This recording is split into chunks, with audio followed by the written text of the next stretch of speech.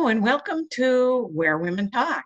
I'm Nadia Giordana, and our guest today is Leanne Benson. She is a sculptor, an artist, a writer, and she's combined all those things into a children's book and some things that go with that.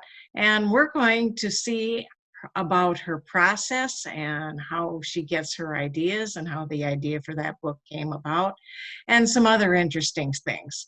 So let's go talk to Leanne right now. Leanne, thank you for being here today. I'm so excited.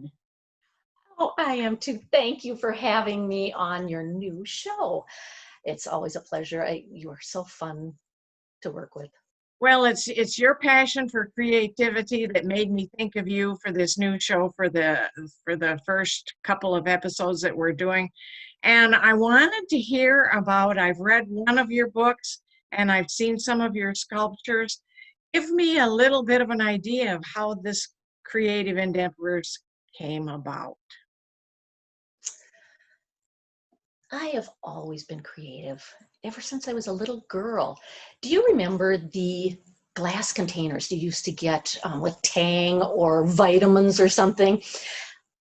I took the little top off of a vitamin bottle, turned it upside down, and took the little gasket out of it and made it into a vase for my dolls. I would do things like this all the time. One Christmas, I asked for a sketch pad, a sketchbook, and I would sketch everything I saw, and a lot of times I would put something in, I would draw something that you couldn't even see or that was different in some way, a different way to think of things. And one of the biggest projects I ever did, a creative process, was designing the house that we were living in. And then my husband and I finished the inside of the house. Now, this isn't a house that has the standard rooms. I designed it with a rather unique floor plan.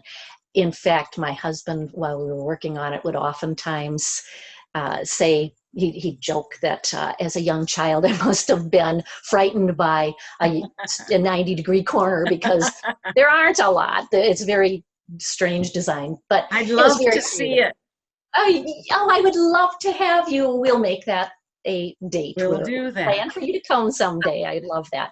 So we finished this. Oh, actually, even before the house was finished, he would joke about things like that. But all seriously, he was always very supportive of me and all of my passions and being creative.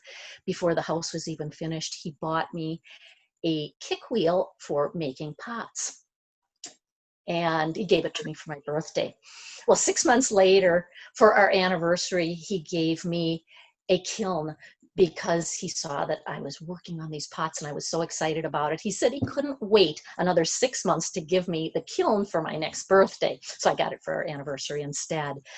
And my sister just loved hearing and seeing all that I was doing. And she asked me if I would teach her how to throw a pot on the wheel. So she came over and we were working on it. Well, she knew to fire this kiln at a very high temperature, that you didn't just put one or two little pieces in there. And so she had asked me to help create things too, to put in the kiln. And all excited, she comes up and she gives me this ball of clay and she says, "Here, this is a goddess." And it was just a lump of clay, but I made it into this voluptuous woman and I polished it and it came out looking almost like a granite figurine, and I gave it to her for Christmas. And then the next figurine, the little ball, she comes over and she flattens the front part of it. And she said, "Oh, there, looks like a flower." Well, I thought, looked more like a lion. Or maybe it was the other way around. I don't remember. But I thought I would please us both. So I made this lion's face in the flower. And this is the little character that got me to write Yes. the story. Yes. The That's lion. the lion of what? The Lion of Tupungato. Tupungato, that was the one in the book, and I saw one of those lions in person at when you were at one of the shows, and I think he's just so charming and gorgeous. Isn't he cute? Well, Yeah. he wanted me to write that story, so he kept bugging me, and I thought, oh, this little lion is just kind of silly, and I put it in my art closet. Well, I had another creative process that came about while he was sitting in the closet. I had a friend call me. We have a group of 6 women that are very close. And one of the women called me and told me that one of the other women had just been diagnosed with cancer. And if I would please have a luncheon, or so we could get all together and be supportive. And this group has had some adversity between all of us. And so we're always there for each other. And I thought, fantastic, tomorrow morning I'll have everybody over. Well, I wanted to be supportive. We wanted to listen to her story, anybody else's story, but I also wanted to do something fun and uplifting and not think about any of our problems for just a little while. So I got plates for everybody, paper plates, and 6 little balls of clay on each of the plates with a little straw. And I told the women, what we're going to do is we're going to make beads. You have 6 little balls, and you're going to make some type of bead design, whatever you'd like, but make them all the same. And then write on the paper plate what color you'd like it, and I will glaze it for you. Now, whatever you do, you can't do what anybody else is doing in the group. And if you have yellow, someone else can't have yellow. We want them all different. And then I will glaze them and string them on a necklace for us and return them to you. And so that's what we did. We painted we made these little beads. Well, it came time to put them in the kiln for these women. And I put in the little lion and the goddess and all the little plates, or bowls and things that my sister had made, and some other things that I had made. And as I closed the kiln lid, I said a little prayer, because my glazes hadn't been working out. The yellows were fading. The reds were turning black. And this was really important. I really needed this for these women. Well, when I opened the lid, all the colors had turned out. Here's the necklace. I got one of the necklaces too. So you'll see the little yellow, the blue turned out, and the red was actually pink. She made a pink one instead. But they turned out wonderfully for these women. And so I strung them together, and I gave them to each of them, and I just love them. And we wear them sometimes, especially for support for these girls. But the little lion turned out as well. So here he is. He's gorgeous. Again, he was just wanting his story to be told. I thought, why? Well, I'm not a writer. I took English classes in college, but I'm not an English major. I've never written a story before. But I jumped in with both feet. I had this message I had to write. And as I started to write, it was as if I was a messenger. It wasn't my story. It was something bigger. And I was just mad. I never typed that fast, and my fingers were just flying over the keys. Isn't that exciting when that happens? Yes, yes.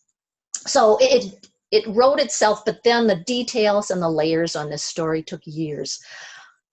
But I loved it. I would go for walks, and on my walk, I would think about the characters in this story. And I would think, this lion wouldn't have acted like that, or the little girl wouldn't have acted like that. And so I would go back and I would rewrite and I would redraw. And I wanted to make this lion more personable. And so he was inquisitive, or I would make him very sad. Yeah.